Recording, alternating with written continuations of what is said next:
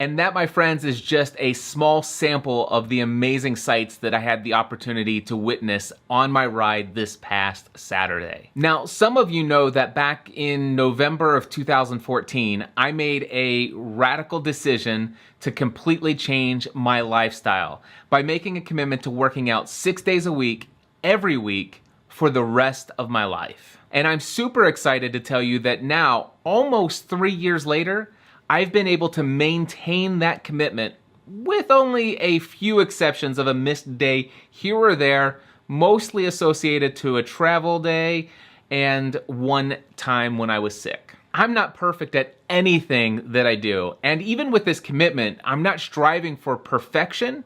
I'm just striving for a lifestyle. I want for the identity that says Cliff Ravenscraft is the guy who works out 6 days a week, every week, and is committed to doing that for the rest of his life. And if I miss a day here or there, not a big deal. Now, I do have some great questions from my community about my fitness journey, and the first question I'm gonna answer is from my great friend, Mark Mason. And Mark's question is, what part of your amazingly successful fitness plan do you still struggle with even today? It is called binge snacking. You know, as much as I would love to tell you that, man, I got on this fitness journey and I saw the scale drop, which I did, by the way, burned over 100 pounds of fat. I put on over 30 pounds of muscle as a result of a lot of cardio 3 days a week and super intense, heavy weightlifting, strength training at the gym 3 days a week. And I would love to tell you that that was the end of the story and that I've maintained that drop in weight and the change in my physical body.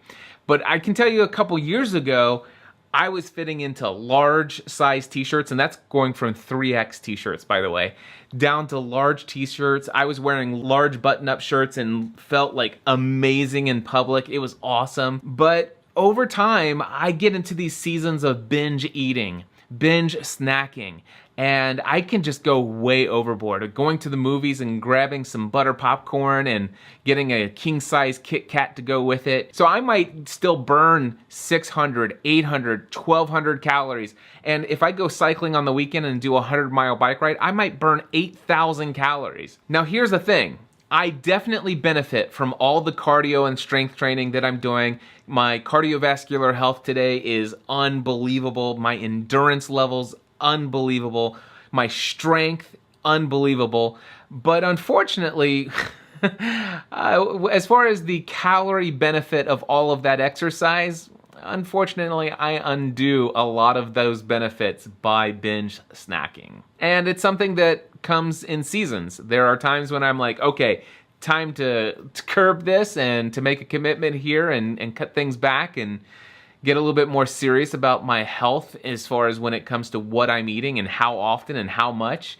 And then I see the scale drop back down again, and then occasionally I let things slip a little bit in the snacking area. But yeah, Mark, that's probably still my greatest struggle today is binge snacking. The next question comes in from my friend Gary Takacs. And Gary asks, can you share your thoughts on how you personally keep fitness a high priority even when maintaining an intense business schedule? For me, I guess it comes down to the power of creating a routine or a habit. Now, I'm one of those crazy people that I make super serious commitments, and once I make a commitment to do something, I almost have to prove to myself and to other people that I'm able to do this. And so when I said I was gonna work out 6 days a week, every week for the rest of my life, as you might imagine, there were some people who thought I was crazy.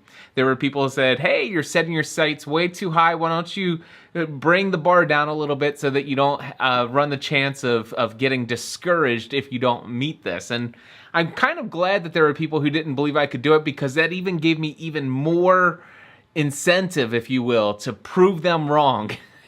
The first 30 days, it was, am I going to work out today? After the first 30 days, it was, okay, when am I gonna work out today?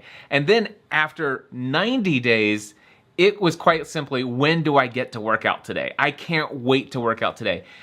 After 90 days, I became completely addicted to working out. I also had another massive benefit. Being self-employed, working for myself, having built the business that I've built, in 2015, I made the decision to put my business on the back burner. Now I have plenty of streams of income that didn't require me to work day in and day out, putting all the hours in. I had a lot of passive income coming in, and I made the decision to only do, I think, 2 or 3 podcasting A to Z sessions. That gave me all the financial runway that I needed, but I pretty much took most of the year off in 2015. And that allowed me to shift my focus from being a workaholic, which I am, I'm a workaholic, but I shifted my focus and my identity from being a workaholic to being a workoutaholic. And so after 90 days, I was going well above the minimum 45 minutes per day. There were times when I would work out 2, maybe 3 hours a day. Sometimes I would work out 2 or 3 times a day. And so for me, it became an addiction. It's something that, and it's quite literally, I have an addictive nature as far as my behavior anyway. And I knew this about myself, and I wanted to become addicted to working out. And so that's exactly what's happened for me. Like I said, the first 30 days, it was not easy. Pure willpower. After 30 days, it became more of a routine. This is like, okay, I know I'm going to work out today, but when am I going to fit it in? And then after 90 days, it's like, dude, I don't care what's happening. I'm working out today. Now, as I said before, there have been times, there was one time when I was sick and the doctor told me to take a couple days off. I'm like, seriously? And I did. But there have been a couple other times where, you know, I have to get up at 4 o'clock in the morning. I have to catch a flight. I'm actually taking a connection because I live in an airport where you can't get a lot of direct flights. And so I'm traveling all day. And then at the end of that travel day, it's like, I got up at 4 o'clock this morning. I've been flying pretty much 9 hours.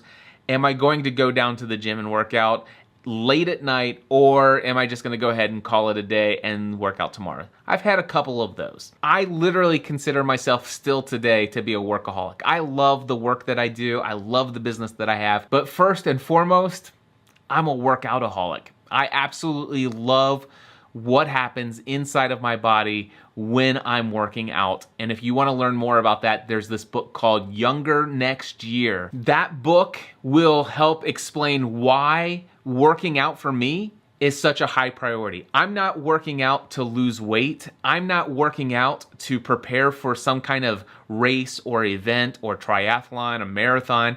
I'm working out so that I can live a healthy, prosperous lifestyle for as long as God allows me on this earth. And that is why I put my fitness above everything else in my life. And with that, my friends, that's gonna wrap up vlog episode number 114. Guys, thank you so much for watching these videos. I really appreciate each and every one of you who have clicked that subscribe button, and I'm always looking forward to those comments that you're writing below these videos. Thank you so much, and until next time, I encourage you to take everything you do, including your health and fitness, to the next level.